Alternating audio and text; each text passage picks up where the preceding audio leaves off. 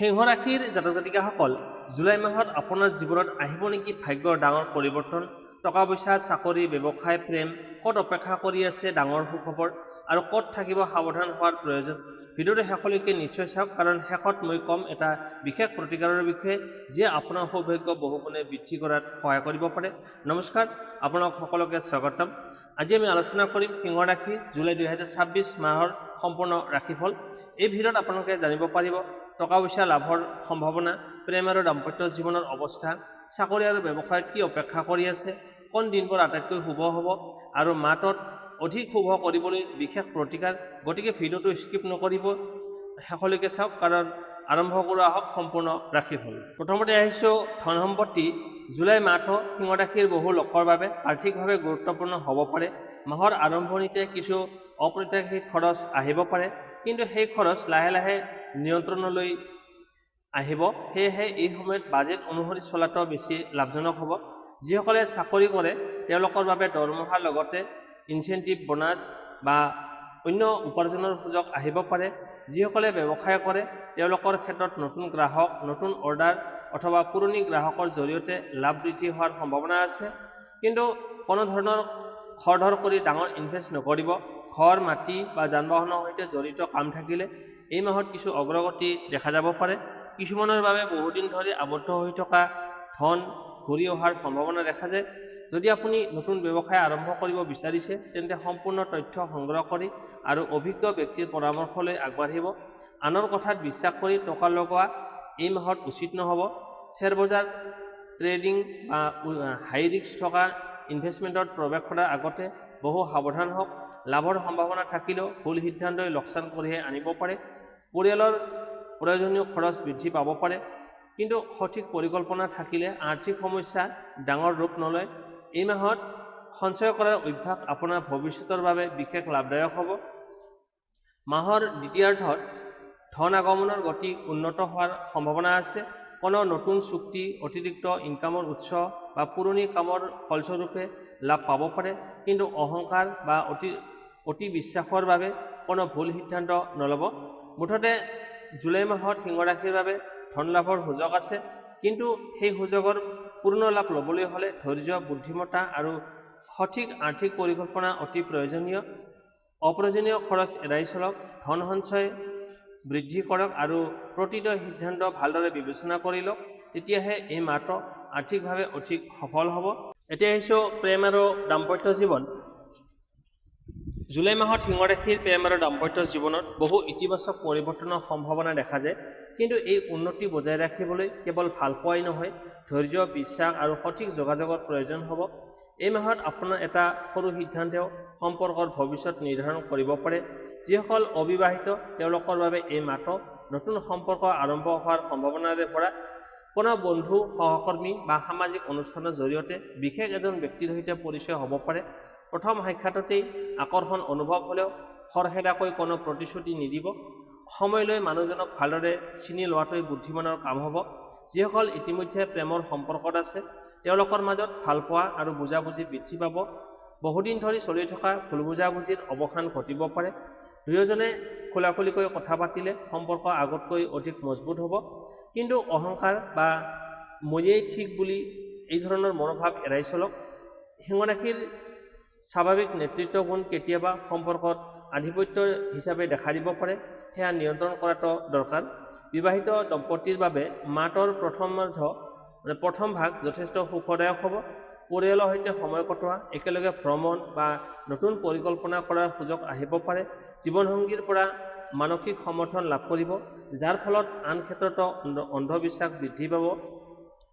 অৱশ্যে মাহটোৰ মাজভাগত সৰু সুৰা মতভেদ বা তৰ্কৰ সম্ভাৱনা আছে, বিশেষকৈ টকা পইচা, সময় নিদিয়া বা পৰিয়ালৰ কোনো বিষয়ক লৈ মতানৈক্য হ'ব পাৰে।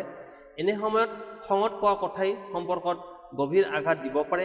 সেয়ে উত্তেজিত হৈ কোনো সিদ্ধান্ত নিদিব আৰু শান্তভাৱে আলোচনা কৰক। দূৰত থকা প্ৰেমিক প্ৰেমিকা বা স্বামী স্ত্ৰীৰ বাবে এই মাহত যোগাযোগৰ গুৰুত্ব অধিক থাকিব। নিয়মিত কথা পতা, নিজৰ অনুভৱ প্ৰকাশ কৰা আৰু বিশ্বাস অটুট ৰখাটো সম্পৰ্ক শক্তিশালী কৰিব। মাহটোৰ শেষ ভাগত কোনো ৰোমাঞ্চ আৰু সুখৰ পৰিৱেশ ঘূৰি আহিব। একেলগে নতুন কিবা আৰম্ভ কৰাৰ সুযোগ পাব পাৰে। কোনো শুভ খবৰ, পৰিয়ালৰ আনন্দ বা সম্পৰ্কৰ নতুন পদক্ষেপৰ সম্ভাৱনা দেখা যায়। এই মাহত মনত ৰাখিব, অহংকাৰতকৈ ভালপোৱাক অধিক গুৰুত্ব দিয়ক। সৰু ভুল বুজাবুজি ডাঙৰ হোৱাৰ আগতেই সমাধান কৰক। জীৱনসংগী বা প্ৰিয়জনক সময় দিয়ক। বিশ্বাস, সন্মান আৰু ধৈৰ্য বজাই ৰাখক। মুঠতে জুলাই 2026 সিংহ ৰাশিৰ প্ৰেম আৰু দাম্পত্য জীৱনৰ ক্ষেত্ৰত আশাব্যঞ্জক মাহ। সামান্য ধৈৰ্য আৰু সঠিক ব্যৱহাৰে এই মাহত সম্পৰ্ক অধিক গভীৰ, মধুৰ আৰু স্থায়ী হ'ব পাৰে। জুলাই মাহটো সিংহ ৰাশিৰ বাবে কৰ্মজীৱন, ব্যৱসায় আৰু শিক্ষাৰ ক্ষেত্ৰত যথেষ্ট গুৰুত্বপূৰ্ণ হ'ব পাৰে। এই মাহত আপোনাৰ পৰিশ্ৰমৰ মূল্য লাভ কৰাৰ সম্ভাৱনা আছে, কিন্তু সফলতা লাভ কৰিবলৈ ধৈৰ্য, নিয়মীয়া চেষ্টা আৰু সঠিক সময়ত সঠিক সিদ্ধান্ত লোৱাটো অতি প্ৰয়োজনীয়। চাকৰিয়াল লোকসকলৰ বাবে এই মাহত নতুন দায়িত্ব আৰু নতুন সুযোগ আহিব পাৰে। উচ্চপদস্থ বিষয়াসকলে আপোনাৰ কামত সন্তুষ্ট হ'ব পাৰে, যাৰ ফলত প্ৰশংসা, ইনচেণ্টিভ বা পদোন্নতিৰ আলোচনা আৰম্ভ হ'ব পাৰে। যিসকলে নতুন চাকৰি বিচাৰি আছে, তেওঁলোকৰ বাবে মাহটোৰ দ্বিতীয় ভাগত বিশেষ শুভ হ'ব। বহুদিন ধৰি অপেক্ষা কৰি থকা ফোন কল, ইণ্টাৰভিউ বা অফাৰ লেটাৰ লাভ কৰাৰ সম্ভাৱনা আছে। ইণ্টাৰভিউলৈ যোৱাৰ আগতেই সম্পূৰ্ণ প্ৰস্তুতি লওক, কাৰণ এই মাহত আপোনাৰ প্ৰতিভা দেখুৱাবলৈ ভাল সুযোগ পাব। অফিচত সহকৰ্মীৰ সৈতে সহযোগিতামূলক মনোভাৱ ৰাখিব। কাৰোবাৰ কথাত খং উঠিলেই লগে লগে প্ৰতিক্ৰিয়া নিদিব। শান্ত আচৰণে আপোনাৰ সন্মান আৰু বিশ্বাসযোগ্যতা বৃদ্ধি কৰিব। তাৰপিছত আহিছোঁ ব্যৱসায়ীসকলৰ বাবে জুলাই মাহত নতুন গ্ৰাহক, নতুন চুক্তি বা লাভ বৃদ্ধি হোৱাৰ সম্ভাৱনা দেখা যায়। যদি আপুনি নতুন ব্যৱসায় আৰম্ভ কৰাৰ কথা ভাবিছে, তেন্তে মাহটোৰ দ্বিতীয় ভাগত অধিক অনুকূল হ'ব পাৰে। অনলাইন ব্যৱসায়, ডিজিটেল মাৰ্কেটিং, কাপোৰ, সৌন্দৰ্য সামগ্ৰী, শিক্ষা, খাদ্য বা সেৱামূলক ব্যৱসায়ৰ সৈতে জড়িতসকলে বিশেষ লাভ পাব পাৰে। কিন্তু কোনো ডাঙৰ ইনভেষ্ট কৰাৰ আগতে সকলো নথিপত্ৰ আৰু আৰ্থিক দিশ ভালদৰে পৰীক্ষা কৰক। আনৰ কথাত বিশ্বাস কৰি টকা লগোৱা বা অংশীদাৰিত্ব কৰাৰ আগতে সাৱধান হওক। শিক্ষা, ছাত্ৰ-ছাত্ৰীসকলৰ বাবে এই মাহটো মনোযোগ আৰু পৰিশ্ৰমৰ মাহ। যিসকলে বৰ্ড পৰীক্ষা, প্ৰতিযোগিতামূলক পৰীক্ষা বা চাকৰি পৰীক্ষাৰ বাবে প্ৰস্তুতি লৈ আছে, তেওঁলোকে নিয়মীয়া অধ্যয়ন কৰিলে ভাল ফলাফল লাভ কৰিব পাৰে। মাহটোৰ মাজভাগত মন বিচলিত হ'ব পাৰে বা পঢ়াত মন বহিবলৈ অসুবিধা হ'ব পাৰে। মোবাইল, সামাজিক মাধ্যম আৰু অপ্ৰয়োজনীয় সময় নষ্ট কৰাৰ অভ্যাসৰ পৰা আঁতৰি থাকিলে ফলাফল বহুগুণে উন্নত হ'ব। উচ্চ শিক্ষা বা বিদেশত পঢ়িবলৈ আবেদন কৰা ছাত্ৰ-ছাত্ৰীসকলৰ বাবে কিছু ইতিবাচক খবৰ আহিব পাৰে।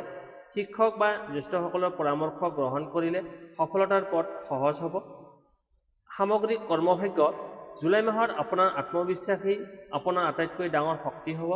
কঠিন কামৰ পৰা পিছুৱাই নাযাব, কাৰণ এই মাহত সাহসী সিদ্ধান্ত আৰু নিয়মীয়া পৰিশ্ৰমে ডাঙৰ সফলতা কঢ়িয়াই আনিব পাৰে।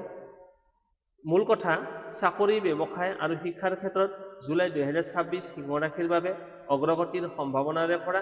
সঠিক পৰিকল্পনা, ধৈৰ্য আৰু একাগ্ৰতাৰে কাম কৰিলে এই মাহত আপোনাৰ ভৱিষ্যতৰ বাবে এক শক্তিশালী ভেটি গঢ়ি তুলিব পাৰে। সিংহ ৰাশিৰ জাতক-জাতিকাসকল, এতিয়া লৈ আহিছোঁ আপোনালোকৰ বাবে জুলাই মাহৰ শুভ তাৰিখ, শুভ সংখ্যা, শুভ ৰং আৰু বিশেষ প্ৰতিকাৰ।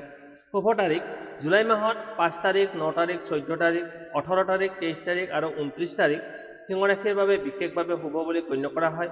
এই দিনবোৰত নতুন কাম আৰম্ভ কৰা, চাকৰিৰ আবেদন, ব্যৱসায়িক চুক্তি, গুৰুত্বপূৰ্ণ বৈঠক বা শুভ সিদ্ধান্ত লোৱাৰ সম্ভাৱনা অনুকূল হ'ব পাৰে। শুভ সংখ্যা 1, 5 আৰু 9 এই সংখ্যাবোৰ এই মাহত আপোনাৰ বাবে অধিক সৌভাগ্যসূচক হ'ব পাৰে। সম্ভৱ হ'লে গুৰুত্বপূৰ্ণ কাম বা সিদ্ধান্ত এই সময়ৰ সৈতে মিল থকা দিন বা সময় বাছি ল'ব পাৰে।